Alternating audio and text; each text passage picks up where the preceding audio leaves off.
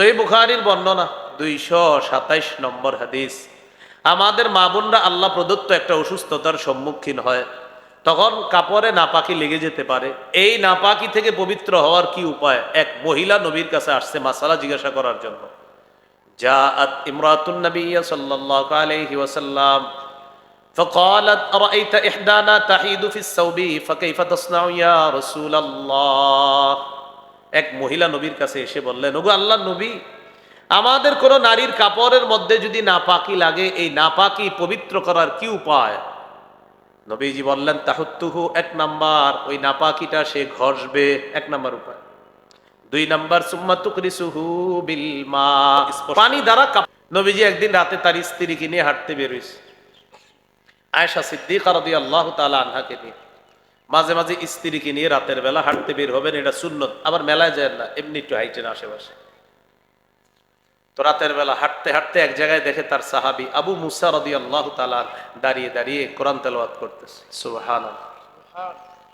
নবীজি তার স্ত্রী আয়েশা রাদিয়াল্লাহু তাআলা আনহাকে নিয়ে ওই সাহাবীর পিছনে চুপে চুপে দাঁড়ায় গেছে। সাহাবী কোরআন তেলাওয়াত করে, একবার মাথার মধ্যে আনেন, সাহাবীর পিছনে ওই মানুষটি দাঁড়িয়ে আছেন যার উপর আল্লাহ তাআলা কোরআন নাজিল করেছেন, যাকে শ্রেষ্ঠ ধর্ম ইসলাম দিয়েছেন, যাকে শ্রেষ্ঠ গ্রন্থ কোরআন দিয়েছেন, যাকে শ্রেষ্ঠ উম্মত আল্লাহ দান করেছেন, এবং যাকে শ্রেষ্ঠ নবী আল্লাহ বানিয়েছেন।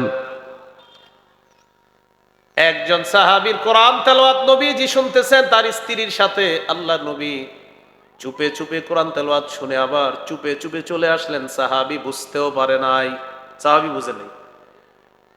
সকালবেলা আবু মুসা আল্লাহ নবীর কাছে গেলেন। যাওয়ার পর নবীজি বললেন, আবু মুসা, রাতের বেলা অমুক জায়গায় দাঁড়িয়ে কোরআন তেলাওয়াত করতেছিলা, হুজুর আপনি কিভাবে জানলেন? নবীজি বলেন, আমি আর আয়েশা হাঁটতে বের হয়েছিলাম, যাওয়ার সময় দেখি তুমি কোরআন তেলাওয়াত করতেছো, আমি আর আয়েশা তোমার পিছনে দাঁড়িয়ে দাঁড়িয়ে চুপে চুপে তোমার কোরআন তেলাওয়াত শুনে আবার চুপে চুপে চলে আসলাম। সাহাবী বললেন, ইয়া রাসূলুল্লাহ, লাউ আলিমতু বিমাকানিকা লাহাব্বারতু লাকা তাহবীরা। আমি যদি জানতাম আমার পিছনে আপনি দাঁড়িয়ে আছেন, তাহলে কোরআন আরো সুন্দর করে তেলাওয়াত করতাম। আল্লাহুম্মা ইন্নী আউযু বিকা মিন শাররি লিসানি ওয়া মিন শাররি সামঈ ওয়া মিন শাররি বাসারি ওয়া মিন শাররি মানিয়্যি। হোসেনপুর ইউনাইটেড স্টুডেন্টস ক্লাব এর উদ্যোগে আয়োজিত পঞ্চম বার্ষিক তাফসীরুল কোরআন মাহফিলের সভাপতি জনাব মোহাম্মদ আব্দুর রাজ্জাক, ইউপি সদস্য ৬ নং ওয়ার্ড, ৮ নং ডাকাতিয়া ইউনিয়ন। সহ সভাপতি হাফেজ মোহাম্মদ আব্দুল মজিদ সাহেব, খতিব হোসেনপুর বাইতুল ফালাহ জামে মসজিদ। উদ্বোধক মোহাম্মদ মুস্তাফিজুর রহমান মামুন, সদস্য বাংলাদেশ জাতীয়তাবাদী স্বেচ্ছাসেবক দল কেন্দ্রীয় কমিটি, সদস্য বাংলাদেশ জাতীয়তাবাদী দল ভালুকা উপজেলা শাখা। প্রধান অতিথি জনাব আলহাজ মোহাম্মদ মুর্শেদ আলম, ভারপ্রাপ্ত আহ্বায়ক, বাংলাদেশ জাতীয়তাবাদী দল ভালুকা উপজেলা শাখা। প্রধান মেহমান জনাব সেলিম তালুকদার, সাবেক সিনিয়র সহসভাপতি, বাংলাদেশ জাতীয়তাবাদী দল ৯ নং কাচিনা ইউনিয়ন শাখা। জনাব মোহাম্মদ আশরাফুল ইসলাম, প্রবাসী, নরওয়ে। বরেণ্য অতিথি জনাব মোহাম্মদ আব্দুল হালিম, বিশিষ্ট ব্যবসায়ী, বাটাজোর বাজার। জনাব মোহাম্মদ শফিকুল ইসলাম শফিক, বিশিষ্ট ব্যবসায়ী, বাটাজোর বাজার। নন্দিত অতিথি জনাব মোহাম্মদ রুবেল, মুসলিম জুয়েলার্স, বাটাজোর বাজার। জনাব Mohammad Rubel Rana, officers in charge, South East Bank, Brahmanbaria. গুরুত্বপূর্ণ আলোচনা করেছেন আলহাজ হযরত মাওলানা মোহাম্মদ উবাইদুল্লাহ বেলালী সাহেব, খতিব হোসেনপুর কেন্দ্রীয় বড় জামে মসজিদ, ভালুকা, ময়মনসিংহ। আরও উলামায়ে কেরাম আলোচনা পেশ করেছেন। উপস্থিত হযরত উলামায়ে কেরাম, মুসলমান ভাইয়েরা, বিভিন্ন স্থানে অবস্থানরত শ্রদ্ধা মা বোনেরা, আল্লাহ তাআলার দরবারে শুকরিয়া আদায় করছি, আল্লাহ আমাদেরকে এই তাফসীরুল কোরআন মাহফিলে উপস্থিত হওয়ার তৌফিক দান করেছেন বলি আলহামদুলিল্লাহ। পবিত্র কোরআনের ২ নম্বর সূরা, সূরাতুল বাকারা। সূরাতুল বাকারার শুরু থেকে কয়েকটি আয়াতে কারিমা তেলাওয়াত করলাম। এই আয়াত নিয়ে আলোচনা করার পূর্বে একটা আবেদন করব, আমাকে যারা রিসিভ করতে গিয়েছেন মোটরসাইকেলে, আপনারা নামাজ পড়েছেন কিনা জানা নাই, আসর নামাজটা কিন্তু অবশ্যই পড়ে নেন আপনারা।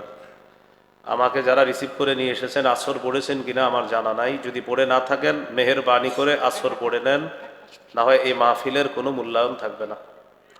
আল্লাহ তাআলা আমাদেরকে কথাগুলা বুঝার তৌফিক দান করেন। আপনাদের এই মাহফিলে আমার আলোচ্য বিষয় নামাজ। এখন যারা আলোচ্য বিষয়টা নামাজ দিলেন, আমরা তো নামাজটা পড়তে হবে, ঠিক না? আচ্ছা, সূরা বাকারার শুরু থেকে আল্লাহ তাআলা বলেন, আলিফ লাম মিম। এটার উদ্দেশ্য আল্লাহ ভালো জানেন। এগুলাকে বলা হয় হুরুফুল মুকাত্তাআত। এগুলার আসল অর্থ, সঠিক অর্থ সবচেয়ে ভালো জানেন আল্লাহ। যালিকাল কিতাবু লা রাইবা ফীহ। এটা এমন কিতাব যে কিতাবে কোনো সন্দেহ নাই। এটা যে আল্লাহর কিতাব এই কথায় কোনো সন্দেহ নাই। হুদাল্লিল মুত্তাকিন। এটা মুত্তাকিদের জন্য হেদায়েত।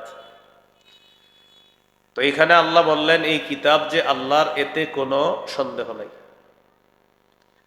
সূরা বাকারার 23 নম্বর আয়াত, 1 নম্বর পারা 3 নম্বর পৃষ্ঠা 23 নম্বর আয়াতে আল্লাহ বলেন, ওয়া ইন কুনতুম ফি রাইবিম মিম্মা নাযালনা আলা আবদিনা ফাতু বিসূরাতিম মিম মিসলিহি। আমার বান্দা মুহাম্মদ সাল্লাল্লাহু আলাইহি সাল্লামের উপর যে কোরআন আমি নাজিল করেছি, এতে যদি তোমাদের কোনো সন্দেহ থাকে তাহলে কোরআনের একটা সূরার মতো সূরা বানায়া তোমরা দেখায়া দাও। এই হলো 23 নম্বর আয়াত, চ্যালেঞ্জ। 24 নম্বর আয়াতে আল্লাহ তাআলাই জবাব দিয়ে দিচ্ছেন, ফাইল্লাম তাফআলু। যদি তোমরা কোরআনের একটা সূরার মতো সূরা বানিয়ে দেখাতে না পারো, ওয়ালাম তাফআলু, আর কিছুতে পারবাও না। যদি না পারো, সাথে সাথে আল্লাহ বলে দিলেন কিছুতেই পারবাও না। ফাত্তাকুন নারাল্লাতী ওয়াকুদুহান নাসু ওয়াল হিজারা। তোমরা ওই আগুনকে ভয় করো যে আগুনের জ্বালানি মানুষ এবং পাথর। সূরা ইউনূসের 37 নম্বর আয়াতে আল্লাহ তাআলা বলেন, ওয়ামা কানা হাযাল কুরআনু আন ইফতারা মিন দুনিল্লাহ ওয়ালাকিন তাসদীকাল্লাযী বাইনা ইয়াদাইহি ওয়া তাফসীলাল কিতাবি লা রাইবা ফীহি মির রাব্বিল আলামিন। আল্লাহ তাআলা বলেন, এই কোরআন কারো বানানো না, এটা আল্লাহ ছাড়া কারো পক্ষ থেকে তৈরি করা হয় নাই, রচনা করা হয় নাই, এটা আল্লাহরই কিতাব। ওয়ালাকিন তাসদীকাল্লাযী বাইনা ইয়াদাইহি।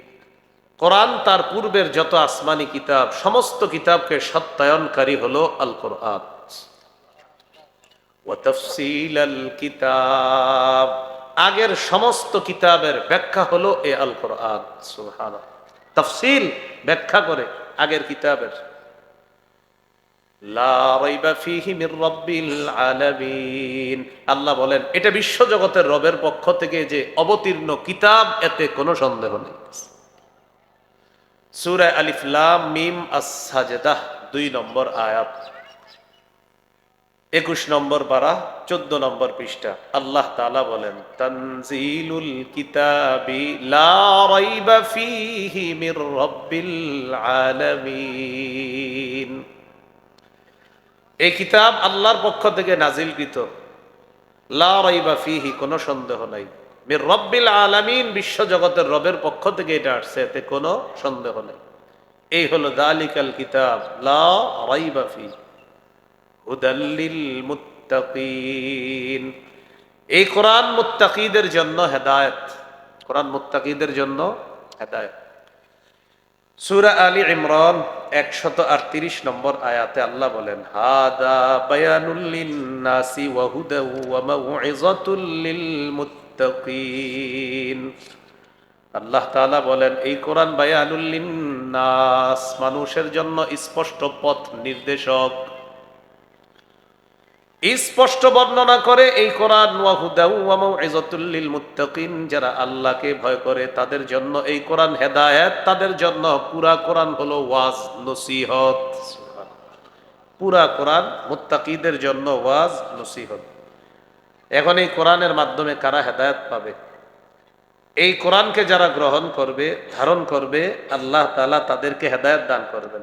সূরা শুরা 52 নম্বর আয়াতে আল্লাহ বলেন, ওয়ালাকিন জাআলনাহু নূরান নাহদি বিহি মান নাশাউ মিন ইবাদিনা। আমি এই কোরআনকে করেছি নূর, আলো। এই আলোর মাধ্যমে আমার বান্দার মধ্য থেকে যাকে চাই আমি আল্লাহ তাকে হেদায়েত দিয়ে দেই, এই আলো তথা কোরআনের মাধ্যমে। এই জন্য কোরআন পড়তে হবে, কোরআন শুনতে হবে, কোরআন ধারণ করতে হবে, কোরআনের পাঠক হতে হবে। আল্লাহ তৌফিক দান করেন। সহিহ বুখারীর বর্ণনা 511 নম্বর হাদিস, কানা রাজুলুন ইয়াকরাউল কুরআন।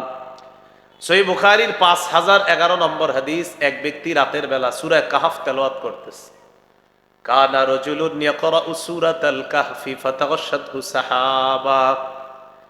এক সাহাবী রাতের বেলা সূরা কাহফ তেলাওয়াত করতেছিল, আকাশের মেঘ এসে তার বাড়ির উপর চলে আসছে। আকাশের মেঘ, তবে এই মেঘ ওই যে বৃষ্টি হয় যেই মেঘ থেকে, এই মেঘ না, একটা মেঘের মতো আসছে। তো তিনি তাকায় দেখে তার পাশে একটা ঘোড়া বাঁধা আছে। ফাজআলা ফারাসুহু ইয়ানফিরু, তার ঘোড়াটা লাফায়। তিনি যত তেলাওয়াত করে তার ঘোড়া তত লাফায়। তিনি তেলাওয়াত বন্ধ করে দিলেন। পরের দিন আল্লাহ নবীর কাছে গেলেন, যাওয়ার পর বললেন, ইয়া রাসূলুল্লাহ, রাতের বেলায় কোরআন তেলাওয়াত করতেছিলাম, হঠাৎ দেখি আকাশের এক খণ্ড মেঘ আমার বাসার উপরে আসছে। মেঘ আসার পর তাকায় দেখি আমার ঘোড়াটা লাফালাফি করে। হুজুর, বুঝতে পারলাম না ব্যাপারটা। নবীজি বললেন, তিলকাস সাকিনাতু তানাজ্জালাত বিল কুরআন। তুমি রাতের বেলা কোরআন তেলাওয়াত যখন করতেছিলা, এই কোরআন তেলাওয়াতের কারণে আল্লাহ তাআলার পক্ষ থেকে সাকিনা তোমার বাসার উপর অবতীর্ণ হয়েছে। সরাসরি সাকিনা আল্লাহ তোমাকে দেখিয়ে দিয়েছেন গত রাতে। এটা তুমি কোরআন তেলাওয়াত করার সময় দেখেছো। এই জন্য কোরআন পড়তে হবে। সহিহ মুসলিমের বর্ণনা, উসাইদ ইবনে হুজাইর রাদিয়াল্লাহু তাআলা রাতের বেলা কোরআন তেলাওয়াত করতেছে। তার পাশে তার সন্তান ইয়াহইয়া ঘুমায়। তো তিনি তেলাওয়াত করে, তার ঘোড়াটা লাফায়। আকাশের এক খণ্ড মেঘ তার বাসার উপরে চলে আসছে, ঘোড়ার আস্তাবলের উপরে চলে আসছে। ওই মেঘখণ্ডের ভিতরে আবার ফিহা আমসালুস সুরুজ, ছোট্ট ছোট্ট বাতির মতো দেখা যায়। ছোট ছোট বাতির মতো দেখা যায়।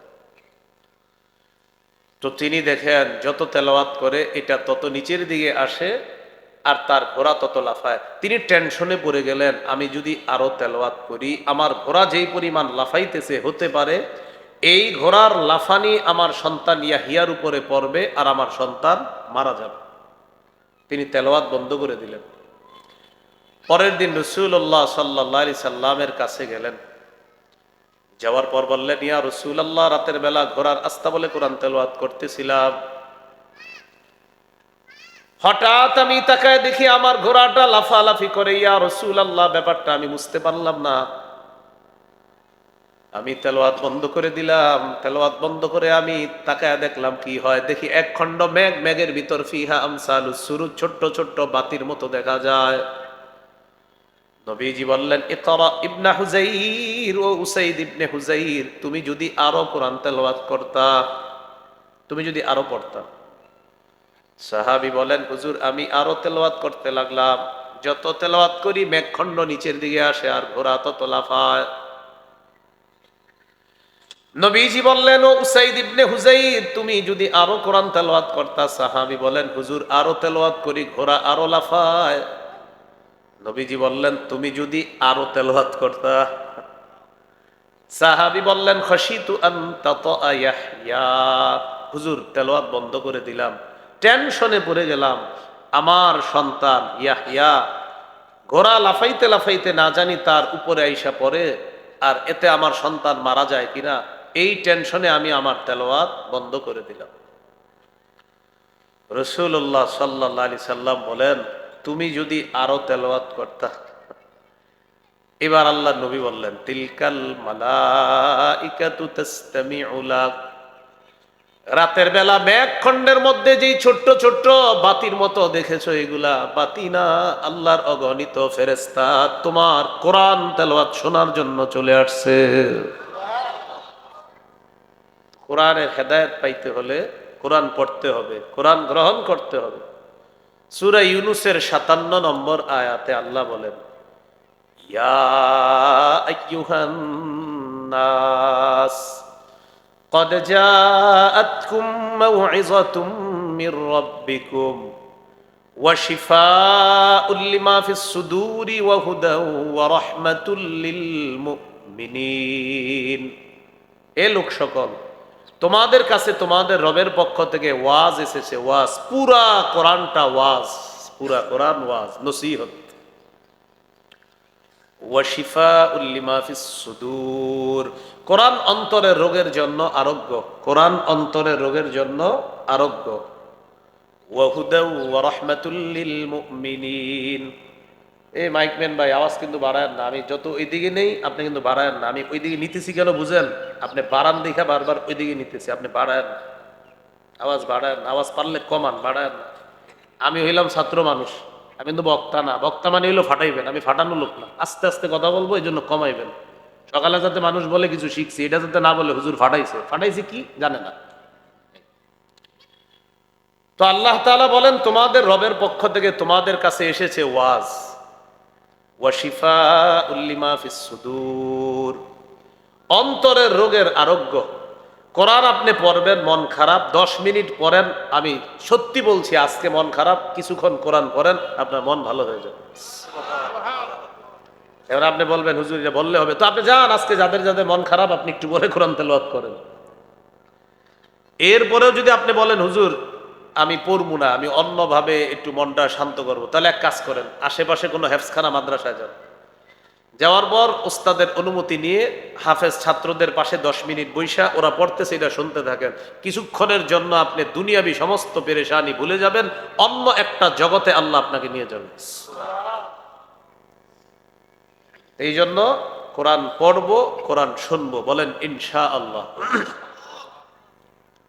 মাহফিলগুলোতে মাঝে মাঝে কোরআন তেলাওয়াত দেওয়া হয় একটা ছেলেকে, যে এখন আমাদের মাহফিলের অধিবেশন শুরু হচ্ছে পবিত্র কালামুল্লাহ তেলাওয়াতের মাধ্যমে। ছেলেটা যখন কোরআন তেলাওয়াত করে তখন সবাই কথা বলে, আশেপাশে কথা বলে, আলোচকরা কথা বলে, আয়োজকরা আলোচকরা জিজ্ঞাসা করে চা খাবেন, পান খাবেন, বিস্কুট খাবেন। মানে কোরআন তেলাওয়াতটা দেওয়ার পরে বুঝাইতেছে হুজুর সময়টা কাটাইতেছি, এখন আপনার একটু চা খাওয়ায় নি। আল্লাহ যে গজবটা দেয় নাই, তখন শুকরিয়া আদায় করা দরকার।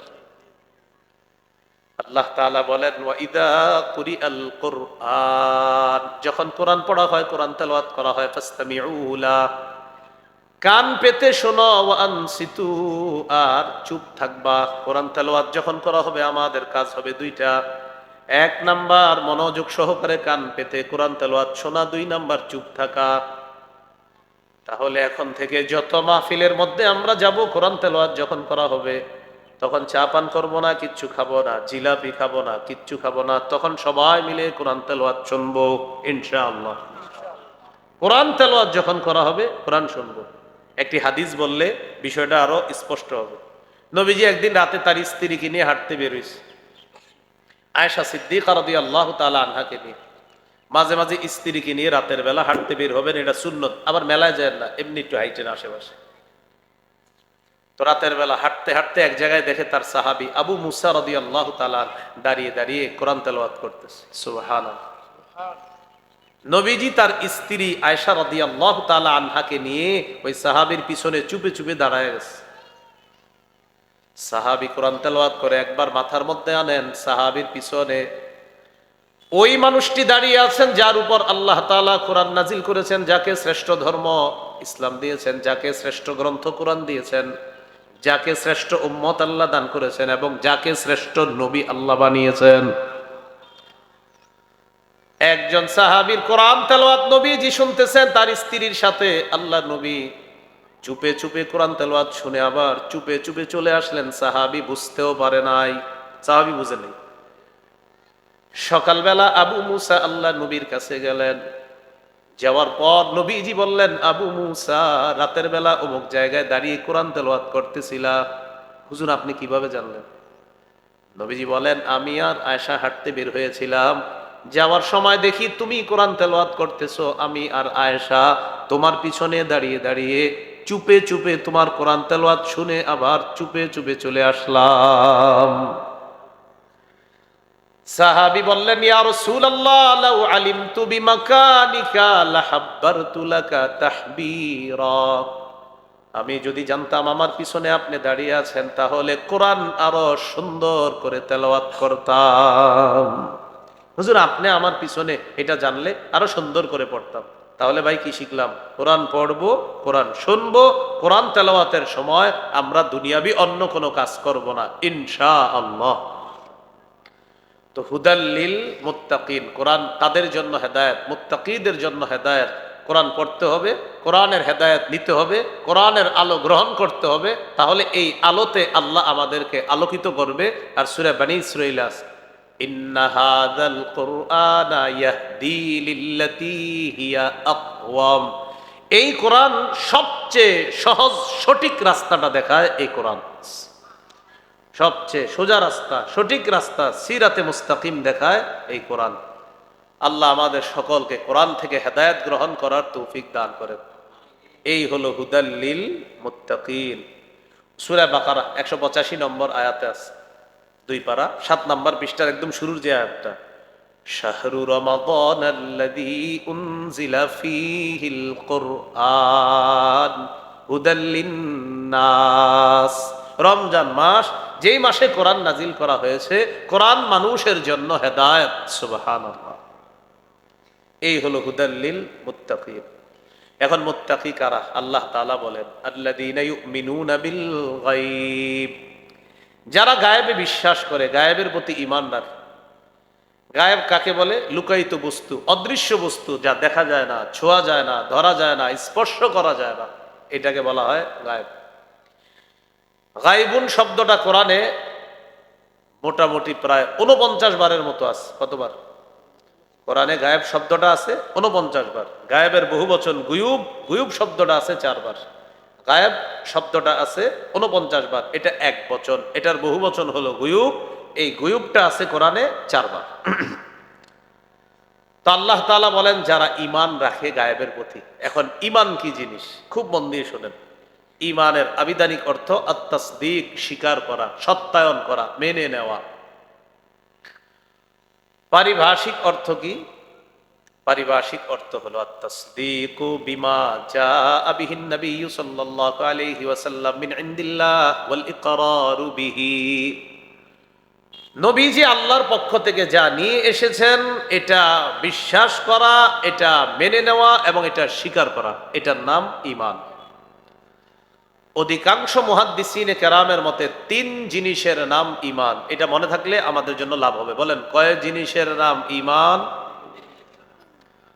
3টা আরবি আগে বলি, মাঝে মাঝে একটু আরবিও বললেন, সমস্যা কি? মনে থাক আর না থাক।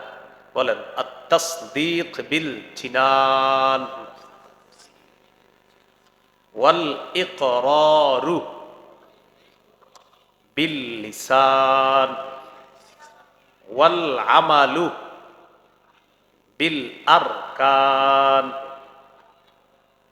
বলেন, অন্তরে বিশ্বাস করা, মুখে স্বীকার করা, আমলে বাস্তবায়ন করা, এই 3 জিনিসের নাম ঈমান। এই 3 জিনিসের নাম কি?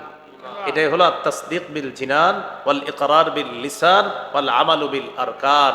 অন্তরে মেনে নেওয়া, মুখে স্বীকার করা, আমলে বাস্তবায়ন করা, এই 3 জিনিসের নাম ঈমান। হাদিসে ঈমানের পরিচয় নবীজি কি দিয়েছেন? বলেন, মৌলিক 6টি বিশ্বাসের নাম ঈমান। বলেন তো, মৌলিক কয়টি বিশ্বাসের নাম ঈমান? 6টি জিনিসের প্রতি মৌলিকভাবে বিশ্বাস রাখার নাম ঈমান।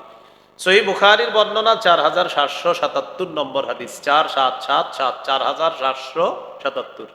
জিবরিল আমিন রাসূল সাল্লাল্লাহু আলাইহি সাল্লামের কাছে এসে প্রশ্ন করলেন, মাল ঈমানু ইয়া রাসূলুল্লাহ, ইয়া রাসূলুল্লাহ ঈমান কি জিনিস আপনার কাছে জানতে চাই। আল্লাহ নবী জবাব দিলেন, ঈমান হলো মৌলিকভাবে 6টি জিনিসের নাম।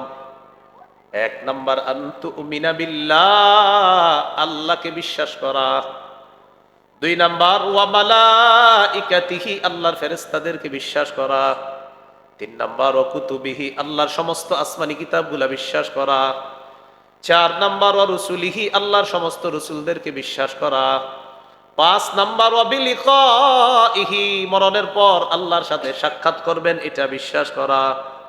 ছয় নাম্বার ওয়া তুমিনা বিল বাসিল আখির, আমার আপনার মৃত্যুর পর আরেকটা জগৎ হবে, টোটাল জগৎটাকে বিশ্বাস করা। এই 6টা জিনিসের নাম হলো ঈমান।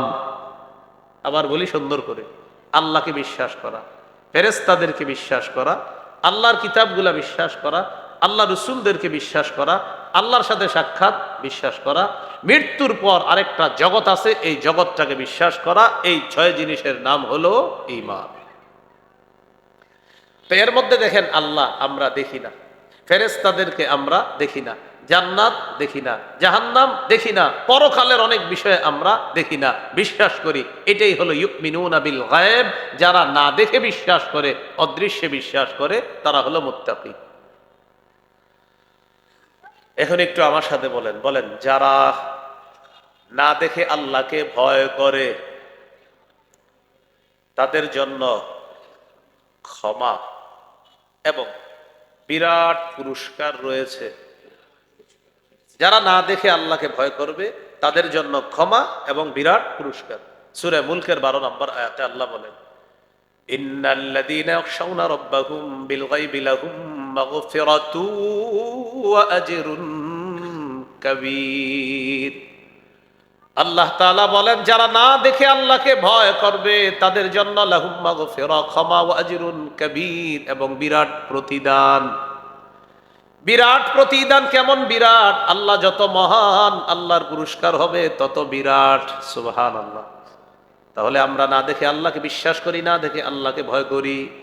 না দেখে যারা আল্লাহকে ভয় করবে, তাদের জন্য ক্ষমা, তাদের জন্য বিরাট প্রতিদান। এটাই হলো আল্লাযীনা ইউমিনুনা বিল গায়ব। এই হলো মুত্তাকিদের 1 নাম্বার বৈশিষ্ট্য। 2 নাম্বার ওয়া ইউকিমুনাস সালাহ, যারা নামাজ কায়েম করে। এটা হলো আপনাদের কর্তৃপক্ষের দেওয়া আলোচ্য বিষয়। যারা কি করে? নামাজ কায়েম করে। বলেন কি কায়েম করে? নামাজ কায়েম করে। এটা মুত্তাকিদের 2 নাম্বার বৈশিষ্ট্য। নামাজ কি জিনিস আগে এটা একটু জেনে নিই আমরা। ক্বালা রাসূলুল্লাহ সাল্লাল্লাহু আলাইহি ওয়াসাল্লাম, লা ঈমানা লিমান লা আমানাতা লাহ। নবীজি বলেন, যার আমানতদারিতা নাই তার ঈমান নাই। যার মধ্যে আমানতদারিতা নাই তার ঈমান নাই। ওয়ালা সালাতা লিমান লা তুহুরা লাহ, যার পবিত্রতা নাই তার নামাজ নাই। ওয়ালা দীনা লিমান লা সালাতা লাহ, যার নামাজ নাই তার দিন নাই। আবার যার মধ্যে আমানতদারিতা নাই তার ঈমান নাই, যার মধ্যে পবিত্রতা নাই তার নামাজ নাই, যার নামাজ নাই তার দিন নাই। এরপর আল্লাহ নবী বলেন, ইন্নামা মাউদিউস সালাত মিনাদ-দ্বীন কামাউদিউর রাসি মিনাল জাসাদ। শরীরের মধ্যে মাথা যেমন, দ্বীনের মধ্যে নামাজ তেমন। মাথা ছাড়া যেমন শরীর, নবী বলেন নামাজ ছাড়া তেমন দ্বীন। মাথা ছাড়া যেমন শরীর, নামাজ ছাড়া তেমন দ্বীন। নিজে নিজেকে প্রশ্ন করবেন, আমার মাথাটা নাই। নিজের একটু জিজ্ঞাসা করবেন, আমার মাথা নাই, তাহলে আমি কেমন? ঠিক আপনি নামাজ না পড়লে আপনার দ্বীনও তেমন। নবীজি বললেন, ইন্নামা মাউদিউস সালাত মিনাদ-দ্বীন কামাউদিউর রাসি মিনাল জাসাদ। শরীরের মধ্যে মাথা যেমন, দ্বীনের মধ্যে নামাজ তেমন। মাথা ছাড়া শরীর যেমন, নামাজ ছাড়া দ্বীন তেমন। মনে থাকবে নি? কথা বলেন না তো। হ্যাঁ, মনে থাকবে? ছাড়া শরীর যেমন, দ্বীন, নামাজ ছাড়া দ্বীন তেমন। অনেকে দেখবেন নামাজ পড়ে না, আর বলবে কি জানেন? আমি নবীর প্রেম আছে। নামাজ পড়ে না কিন্তু কি বলে? নবীর প্রেম আছে। ভাই নামাজ না পড়লে কি আছে? ঈমান আছে বলবে। তখন আপনি বলবেন, তার এইভাবে বলবেন, ভাই তোমার মাথা নাই। সে বলবে, এটা কোনো কথা? আমার মাথা নেই। আপনি বলবেন, হ্যাঁ তোমার মাথা নেই। কেন এই কথা বললেন? বলবেন কি, নবীজি বলছে মাথা ছাড়া শরীর যেমন, নামাজ ছাড়া দিন তেমন। তো তুমি বলতেছো নামাজ না পড়লেও তোমার মধ্যে দিন আছে, ইমান আছে, এই জন্য আমি তোমারে বললাম তোমার মাথা নাই। তুমি নামাজ না পড়েও যেমন বলো তোমার দিন আছে, তাই তোমাকে বললাম মাথা ছাড়াও তোমার শরীর আছে। যদি তুমি বলো মাথা ছাড়া শরীর হয় না, তখন বলবেন নামাজ ছাড়া দিন হয় না। আল্লাহ মনে রাখার তৌফিক দান করেন। ইবনে মাজার হাদিস 278 279 নম্বর হাদিস, এই দুই হাদিসের মধ্যে আছে قال رسول الله صلى الله عليه وسلم استقيموا, আল্লাহ নবী বলেন তোমরা দ্বীনের উপর অটল থাকো। ওয়া নি'ম্মা আন তাস্তাকিমু, নবীজি বলেন দ্বীনের উপর অটল থাকাই তোমাদের জন্য কল্যাণকর। আবার দেখেন কি বলে, দ্বীনের উপর অটল থাকো, দ্বীনের উপর অটল থাকাই তোমাদের জন্য কল্যাণকর। এরপর রাসূলুল্লাহ সাল্লাল্লাহু আলাইহি ওয়াসাল্লাম বলেন আমার উম্মত দ্বীনের মধ্যে অটল থাকার জন্য সর্বশ্রেষ্ঠ একটা পদ্ধতির নাম হলো নামাজ। বলেন সর্বশ্রেষ্ঠ পদ্ধতির নাম হলো কি?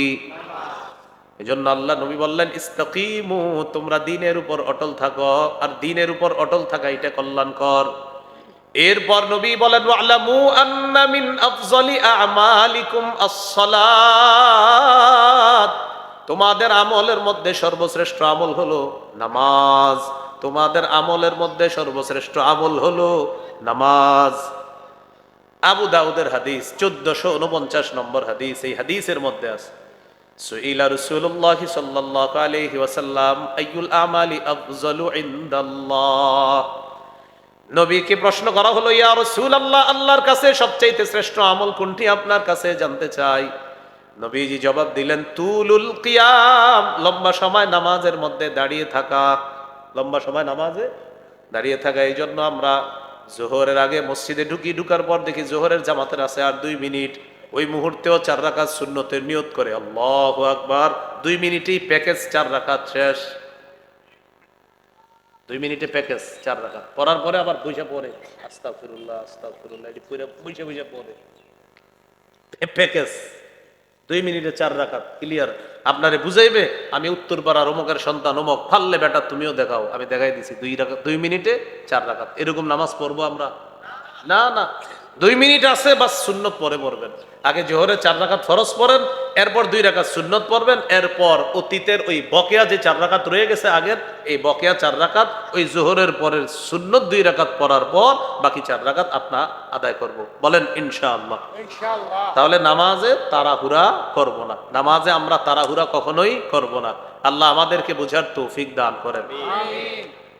তাহলে নামাজ এটা হলো শ্রেষ্ঠ ইবাদত, এই ইবাদতটা আমরা গুরুত্ব দিব, সর্বোচ্চ গুরুত্ব।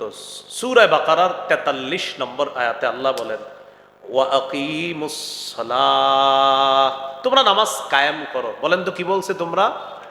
হ্যাঁ দেখেন, আমি মূল আলোচনার দিকে যাওয়ার জন্য আপনাদেরকে এটা বলাইতেছি। বলেন কি বলছে? তোমরা নামাজ কায়েম করো। আচ্ছা, সূরা বাকারার 238 নম্বর আয়াতে আল্লাহ বলেন হাফিজু আলাস সালাওয়াত, তোমরা নামাজগুলোর ব্যাপারে যত্নবান হও। কি বলছে? নামাজের ব্যাপারে তোমরা যত্নবান হও। সূরা আনকাবুতের 45 নম্বর আয়াতে আল্লাহ বলেন উতলু মা উহিয়া ইলাইকা মিনাল কিতাবি ওয়া আকিমিস সালাহ। 21 নম্বর পারা কিন্তু এমনি শুরু হয়েছে উতলু মা উহিয়া ইলাইকা মিনাল কিতাব, নবী আপনার কাছে যে কিতাব ওহী হিসাবে দেওয়া হয়েছে এটা তেলাওয়াত করে শোনান। ও আকিমিস সালাহ, নামাজ কায়েম করেন। কি বলছে? নামাজ বলেন সবাই কি করেন? কায়েম করেন। আচ্ছা, সূরা তাহা 14 নম্বর আয়াতে আল্লাহ বলেন ইন্নানি আনাল্লাহ লা ইলাহা ইল্লা আনা ফা'বুদনি, আমি আল্লাহ, আমি ছাড়া কোনো ইলাহ নাই, আমার ইবাদত করো। ও আকিমিস সালাতা লিযিকরি, আমার স্মরণার্থে নামাজ কায়েম করো, আমাকে স্মরণ করার জন্য নামাজ কায়েম করো। তাহলে ভাই আল্লাহ সব জায়গায় নামাজ পড়তে বলছে না কায়েম করতে বলছে? কায়েমের বাংলা হলো প্রতিষ্ঠিত করো। এখন নামাজ কায়েম করা দ্বারা কি উদ্দেশ্য? মনোযোগ দেন, বলেন নামাজ কায়েম দ্বারা বলেন মৌলিক 5টি উদ্দেশ্য। বলেন তো নামাজ কায়েম করা দ্বারা মৌলিক কয়টি উদ্দেশ্য? 5টি। 1 নাম্বার, নামাজের পূর্বে কিছু শর্ত আছে, শর্তগুলার ব্যাপারে গুরুত্ব দেওয়া। 2 নাম্বার, রুকু সেজদা ধীরস্থির ভাবে করা, এটা মানিও নামাজ কায়েম করা। 3 নাম্বার, খুশু খুজুর সাথে নামাজ পড়া মানিও নামাজ কায়েম করা। 4 নাম্বার, পরিবারকে নামাজের হুকুম করা মানিও নামাজ কায়েম করা। 5 নাম্বার, এই রাষ্ট্রের সব মুসলমান যেন নামাজি হয়ে যায়, এই চেষ্টা অব্যাহত রাখা মানেও নামাজ কায়েম করা, নামাজ প্রতিষ্ঠিত করা। তাহলে মৌলিক 5টি উদ্দেশ্য। 1 নাম্বার উদ্দেশ্য আল মুহাফাজাতু আলা শুরুতিস সালাহ, নামাজের পূর্বে কিছু শর্ত আছে, এই শর্তগুলোর ব্যাপারে গুরুত্ব দেওয়া। নামাজের পূর্বে কি শর্ত আছে? শরীর পাক, কাপড় পাক, নামাজের জায়গা পাক, সতর ডাকা, কেবলামুখী হওয়া, ওয়াক্ত মতো নামাজ পড়া, নামাজের নিয়ত করা। মক্তবের বাচ্চা কিন্তু মাইকে দাঁড়ায় বলে দিতে পারবে, যদিও আপনারাও অনেকেই পারবেন ইনশাআল্লাহ, বাকি আল্লাহ ভালো জানে। তো নামাজের পূর্বে শর্ত হলো শরীর পাক, কাপড় পাক, নামাজের জায়গা পাক, সতর ঢাকা, কেবলামুখী হওয়া, অক্তমতো নামাজ পড়া, নামাজের নিয়ত করা। এর মধ্যে একটা হলো শরীর পাক করা। অজু না থাকলে অজু করা। সূরা মাইদার 6 নম্বর আয়াতে আল্লাহ বলেন, ইয়া আইয়ুহাল্লাযীনা আমানু ইযা কুমতুম ইলাস সালাহ ফাগসিলু ওয়ুজুহাকুম ওয়া আইদিয়াকুম ইলাল মারাফিকি ওয়ামসাহু বিরুউসিকুম ওয়া আরজুলাকুম ইলাল কাবাইন। আল্লাহ তাআলা বলেন, যখন নামাজের ইচ্ছা করবা, মুখ মণ্ডল ধৌত করবা, হাতগুলা ধৌত করবা, মাথা মাসাহ করবা, 2 পা তোমরা ধৌত করবা। তাহলে অজু না থাকলে অজু করা, আর গোসল ফরজ হলে গোসল করা। আল্লাহ তাআলা বলেন, ওয়া ইন কুনতুম জুনুবান ফাত্তাহহারু, যদি তোমরা অপবিত্র হও, জুনুবি হও, গোসল ফরজ হয়, তাহলে গোসল করে নাও। সহিহ বুখারীর বর্ণনা 6956 নম্বর হাদিস। عن أبي هريرة رضي الله تعالى عن النبي صلى الله عليه وسلم قال لا يقبل الله صلاة أحدكم إذا أحدث حتى يتوضأ। নবীজি বলেন, আল্লাহ তাআলা তোমাদের নামাজ ততক্ষণ কবুল করবেন না যতক্ষণ তোমাদের অজু না থাকলে অজু না করবা, ততক্ষণ তোমাদের কারো নামাজ আল্লাহ কবুল করবেন না। তোমাদের কারো সালাত আল্লাহ ততক্ষণ কবুল করবেন না যতক্ষণ অজু না থাকলে অজু না করবা। এই অজু না করা পর্যন্ত তোমাদের সালাত আল্লাহ কবুল করবেন না। এই হলো শরীর পাক করা, মানেও নামাজ কায়েম করা। কাপড় পাক করা, নামাজের আগে চেক করতে হবে আপনার কাপড়টা পবিত্র কিনা। এই যে চেক করলেন, এর মানেও নামাজ কায়েম করা। সূরা মুদ্দাসসিরের 4 নম্বর আয়াতে আল্লাহ বলেন, ওয়া থিয়াবাকা ফাতাহহির, নবী আপনার কাপড়গুলা পবিত্র করেন। সহিহ বুখারীর বর্ণনা 227 নম্বর হাদিস। আমাদের মা বোনরা আল্লাহ প্রদত্ত একটা অসুস্থতার সম্মুখীন হয়, তখন কাপড়ে নাপাকি লেগে যেতে পারে। এই নাপাকি থেকে পবিত্র হওয়ার কি উপায়? এক মহিলা নবীর কাছে আসছে মাসালা জিজ্ঞাসা করার জন্য। জাআত ইমরাতুন নবী সাল্লাল্লাহু আলাইহি ওয়াসাল্লাম فقالت أرأيت إحدانا تحيض في الثوب فكيف تصنع يا رسول الله। এক মহিলা নবীর কাছে এসে বললেন, ওগো আল্লাহর নবী, আমাদের কোন নারীর কাপড়ের মধ্যে যদি নাপাকি লাগে, এই নাপাকি পবিত্র করার কি উপায়? নবীজি বললেন, তাহুত্তুহু, 1 নাম্বার, ওই নাপাকিটা সে ঘষবে, 1 নাম্বার উপায়। 2 নাম্বার, সুম্মা তুকরিসুহু বিল মা, পানি দ্বারা কাপড়টা রিগড়িয়ে নিবে। 3 নাম্বার, ওয়া তানদাহুহু, পানি দ্বারা নিগড়ানোর পর এটাকে চিপবে, চিপানোর পর এরপর শুকাবে, এরপর পবিত্র হবে। সুম্মা তুসাল্লি ফিহি, এরপর পবিত্র কাপড়ে নামাজ আদায় করবে। এই হাদিস থেকে আমরা মাসালা শিখলাম, নামাজের পূর্ববর্তী একটা শর্ত হলো কাপড় পবিত্র আছে কিনা এটা চেক করতে হবে। এই যে কাপড় পবিত্র আছে কিনা, পবিত্র কাপড়ে নামাজ পড়ব আমি, এই চিন্তা চেতনা থাকা মানেও নামাজ কায়েম করা। এরপরে নামাজের জায়গা পাক, আপনি যেখানে নামাজ পড়বেন আপনি দেখবেন এখানে বাচ্চাদের প্রস্রাব আছে কিনা, কেউ এখানে নাপাক করে দিল কিনা। এই নাপাকি থেকে জমিনটা পবিত্র করা।